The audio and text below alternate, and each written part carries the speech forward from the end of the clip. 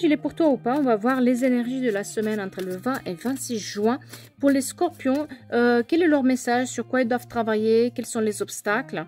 Et c'est le 8, l'écureuil.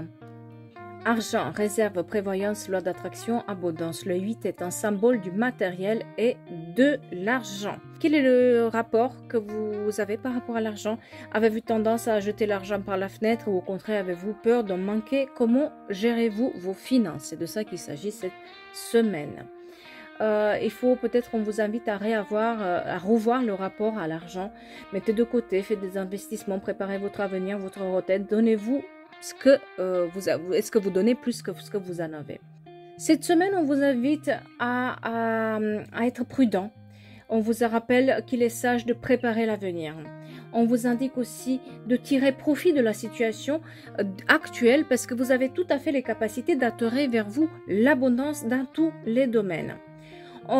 L'écureuil sur le domaine sentimental vous parle d'abondance et plus précisément de l'abondance en amour, mais également de prudence.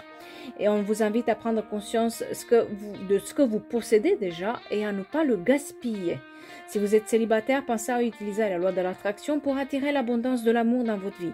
Si vous êtes en couple, on vous annonce peut-être que vous ne manquez peut-être de rien et que vous êtes invité à travailler sur votre couple si vous voulez plus. Bien sûr, la notion de couple, ça se travaille dans le temps. Peut-être vous êtes amené à exercer un métier lié à l'argent et aux finances et ces métiers vont être cette semaine mis en avant, ou la comptabilité bien sûr. Votre prix professionnel vous mènera à la fortune et à l'abondance. Si vous avez un changement à faire, pensez à le faire, mais soyez aussi prudent cette semaine. Si vous avez une négociation salariale à faire, soyez prudent, négociez toujours vers le haut parce que peut-être que vous allez pouvoir l'avoir.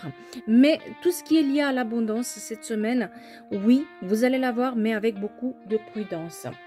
Je vous invite à prendre conscience de l'ensemble de vos richesses et à ne pas les gaspiller. Vous récolterez demain ce que vous avez semé aujourd'hui.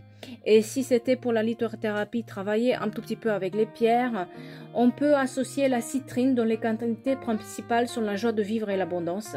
Cette pierre jaune, dite de richesse, attire aussi la prospérité et la réussite.